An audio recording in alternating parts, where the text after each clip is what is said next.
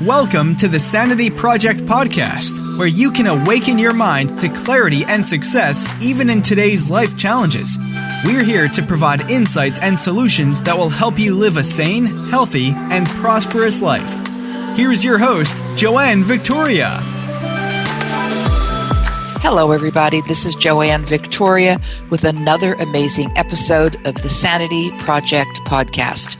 You are here to discover a life of clarity, confidence, sanity, and entrepreneurial success. Our guest today is Anna Cley. Anna Cley is an opera singer, a former rocket scientist, and the founding president of the charity Vocalise.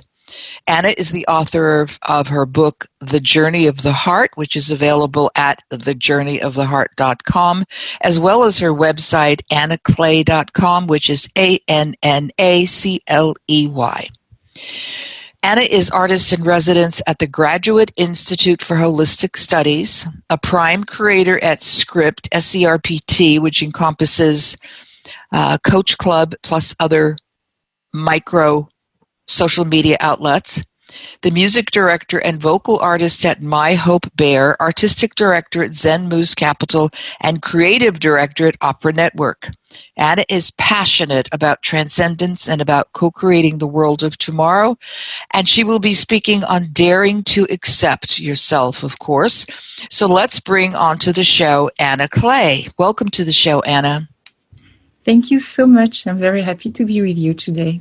I'm grateful that you are here because you are giving another perspective on something that is important to me, and my listening audience knows that it's about who you truly are, and you will be talking about that. But first, how did you become a rocket scientist, an opera singer, and then engaged and involved in all of these generous movements?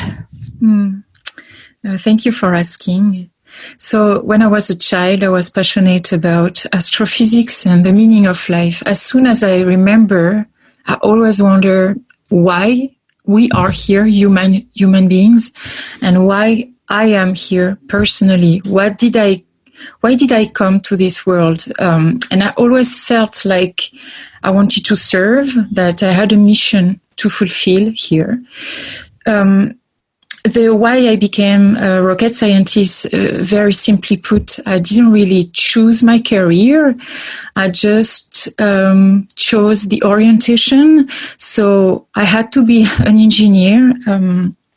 It was what was requested from me in my family.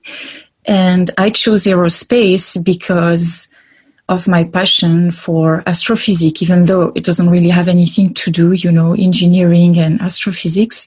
And that's why I worked for a few years for the equivalent of the NASA, the French Space Agency, the CNES.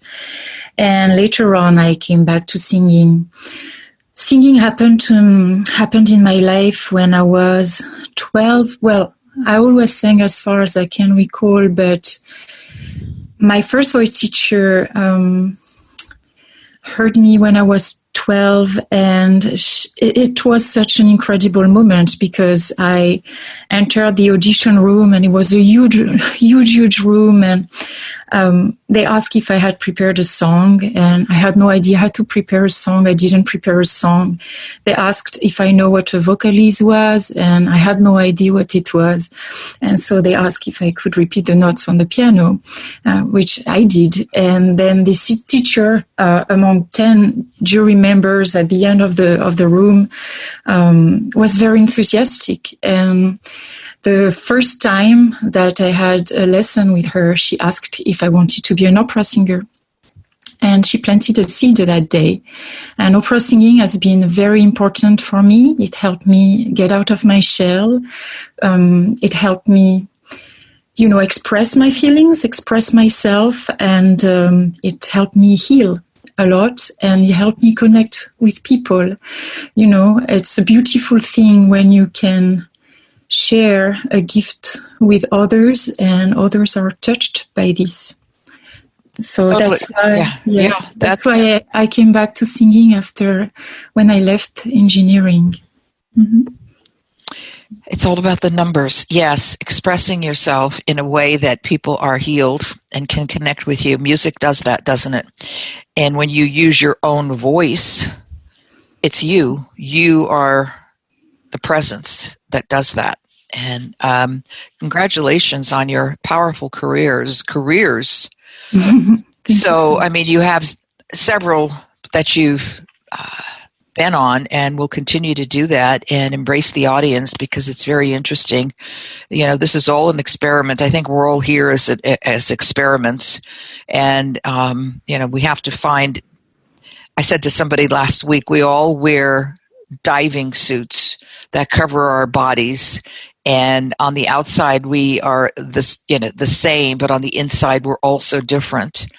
Mm-hmm. But until we discover our inside, as you put it, the essence, accept the essence to who we are, you know, we won't find our peace in the world within ourselves or with each other. So how do you help people accept their essence?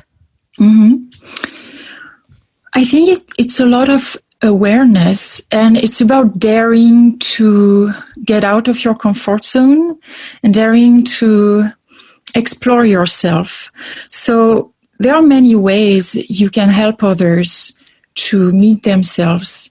The first one I started with was a few years ago when I realized that my work, you know, on stage as an opera singer, as a performer, built my presence, my charisma, and now when I enter in a room, like even if I don't say anything, even if I don't sing, people notice me, and I always have this feedback that I'm a striking presence. And I'm not coming from that. I was extremely shy, introverted. You know, I come from a place where I was mostly hiding myself. And I just realized that just by changing the way you hold your body, your posture, the way you breathe, and the way you use your voice, you can really right away change the way you feel about yourself, feel empowered, and change the way others see you. And I think it's most important in cases like when someone has been abused. So I'm going back to my nonprofit right now, but one of the projects I do want to develop in my nonprofit is empowering those who have been sexually abused or who had emotional abuse. Because if you just teach others to, you know, how to open their chest, how to breathe fully, how to lower their voice, and how to stand for themselves in very simple ways, you can help them break patterns. And that was a big question that I had over the years. How do you break patterns? As you know, as many people know, when someone has a trauma, they keep repeating this situation over and over again when it happened in childhood, you know. Yes. So that was something that I wanted to bring a solution to. I'm not saying it's the solution, but I wanted to be part of the solution. And so, you know, there's still a lot to do, but yeah, that's something I'm working on. And before that, I coach people, anyone, you know, and now I don't really coach individually anymore just because I have too many projects going on. But I do workshops, and, you know, I'm always happy to speak at events, etc. And then it's really through my work that I really, really hope my message can be heard by people so they can dare to breathe. So simply, I just want to share something an idea that I think is very important to understand. When we come to this world as babies, we breathe fully. If you look at a baby breathing, all their belly breath is open, all the chest, all the back. And as we grow up, because we take on the feedback of family and society, etc., our body closes. It becomes like a cage. And what happens is that adults in our society use only 40 to 50% maximum of their lung capacity, just because their body is closed. It's closed because body and mind are connected. And so getting back to the essence of who you are is daring to breathe, is daring to remove the layers of criticism, feedback, etc. What we have to recall all the time is that we were born in this world with a unique existence. There's only one person like you. There's only one person like me. And we try to be like others or to follow models, etc. And as we do that, we lose ourselves. As we try to please others, we lose who we are.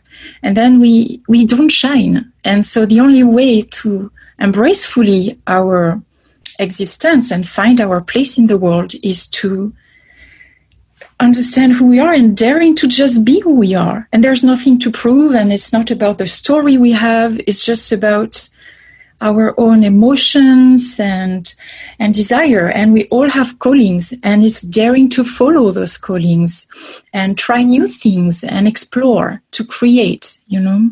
Oh, absolutely. I totally concur. It's amazing when people don't stand up straight. If they stood up straight more often and had their shoulders back and breathed deeply, they would become another person. They would become themselves, more of an essence of who they truly are. But most people slouch. They sit, they sit down all the time in front of the computer. Hello. And then the body tends to just settle. The spine tends to settle into itself. And it's just debilitating to our life, our breath. And then, when the breath goes, we're dead. So it's important seriously, it's important to stay alive as much as possible. So, you're here. God gave you a gift, whoever you believe in. So use it, find your path by finding your essence and then accepting it. People are quite frightened because, as you were on your familial path to engineering, other people have been on their path to whatever their parents suggested that might be better for them, be it, getting married and having 5 children at the age of 18 or 20, or, going to college and becoming a school teacher and doing all the things that didn't speak to them. You were lucky. You found something that spoke to you, your voice, your singing, and your inner voice, the essence of who you are. So how can you help people? What can people do besides standing up straight and breathing down to their, the pits of their bellies? What can people do to become more aware of who they truly are? I think they have to listen to what makes them happy. That's simple, but I think success is where happiness is. If you're happy doing something, if you're passionate about what you're doing, things come your way. It's energetic. You attract more of what you love when you do it. And the more you push away what you love and do things because you have to do them, and the more suffering you have in your life. So there's that. That's one thing that I believe is important, to really start seeing all the things that you love and do more of them. And in the things you don't love, I'm sure there are things that are, still you can like in those sometimes. And an exercise I used to recommend is to make a list of all the things that you love, you like, that makes you happy. Like, even if it's just eating a cookie, but like really no limitation in the list of things you like. And you make another list, and in this list you write everything that you're good at. And again, no limitation. It's not about work or anything. It's maybe you're good at communicating with people or making jokes, or you're a good listener. I don't know. It can be really anything. And find the commonalities, and the truth is in between.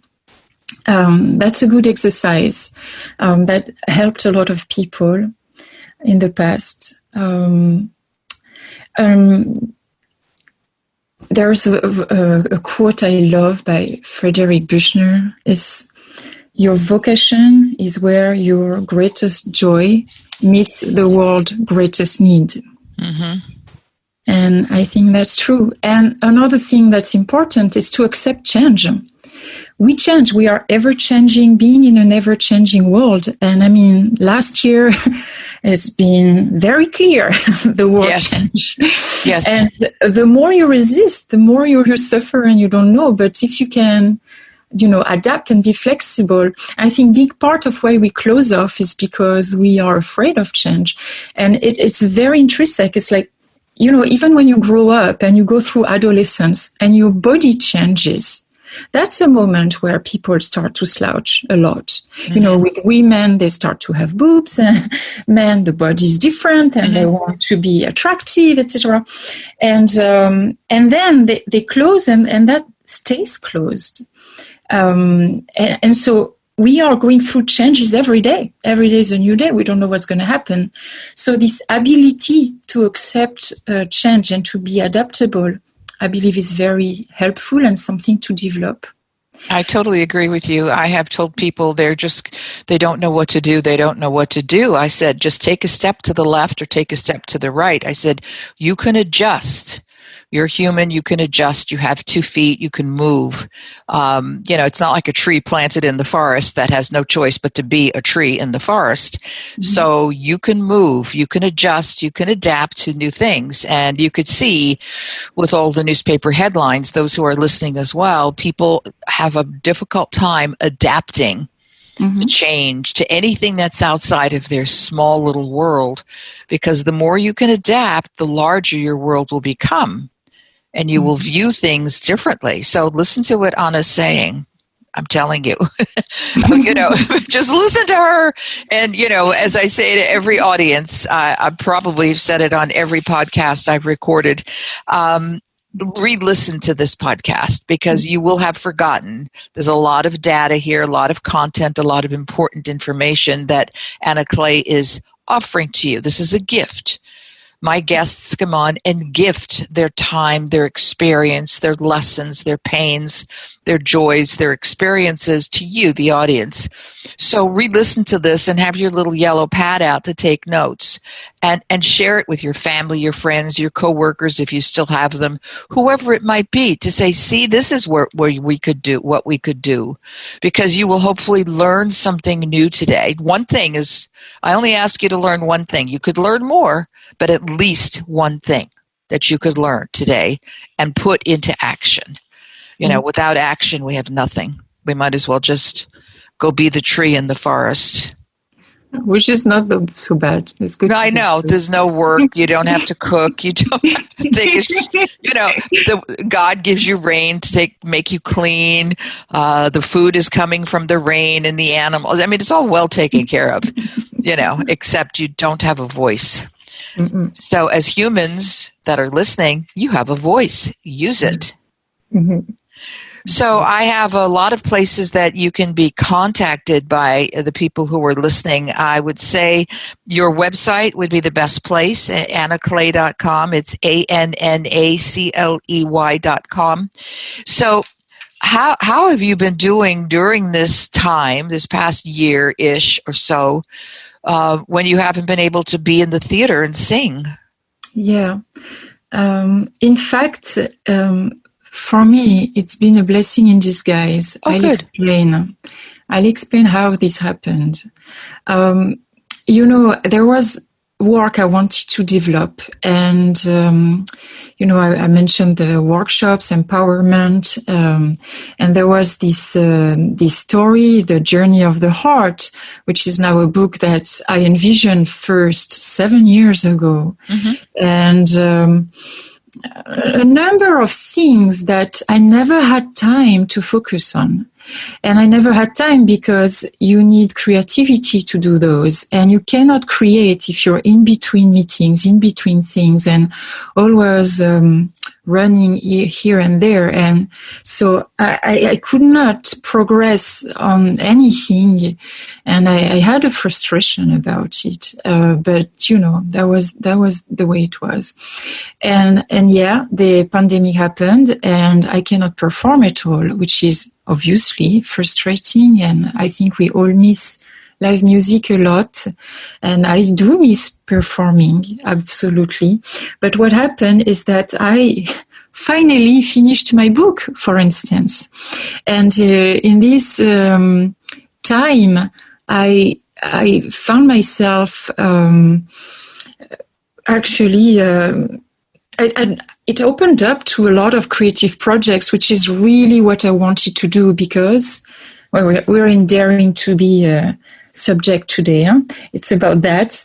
Well, I was craving for creativity, and one frustration that I had in the opera industry is that it lacked creativity. You are an interpret and you arrive, and even if you have, ideas on a character or something, you actually are not free to do what you want. There's always, a team, an artistic director, a vision you have to follow, and a music that's already written, that has been sung 1,000 times before.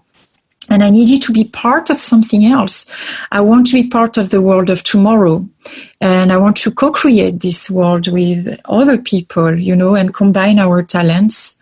And so, for instance, last year we recorded a new album with composer Ben Cockerham, which is called Opera and Code, and it's electronic music and opera voice. And that's an example of something that's completely new and creative. And you can actually listen to it if you go to my website. You'll find the link under music. But that's that's the writing my book, and I discovered that I'm a writer. I didn't know. And the funny part, I don't think any writer ever knows until they start writing. I didn't know. Yeah. And this what's incredible is that I finished my book, early November, and mid-November I sent it to 3 publishers. Mm-hmm. No expectation, really. Of course, I wanted to be published, but the same day I received a contract offer. Oh, I think it was an incredible moment. And getting back to Daring to Be, the first competition I won ever was not a singing competition, which I won maybe when I was 14. It was a writing competition. And so who knew? And what did I do when I was a kid? I read all the time. Mm-hmm. I would hide under my blanket at night with a lamp torch. Me too. Oh, you did? Oh, my God. My father used to say, put that light, I would go under the blanket, shut the door, shut all the other lights off, go under my blanket with a flashlight or whatever, or torch, and read until I passed out. Exactly. So that's what I did all my childhood. And it was an escape for me, actually, books. And books brought so much to me. And The Little Prince, for instance, I think it had a lot of impact in my life. So stories, books, music can have a huge impact on a human being, on a child, which is also why, it's a project that I develop with my nonprofit as well. Because my nonprofit, I don't think it was stated, is to empower children and youth impacted by trauma. So that's the idea in creative ways.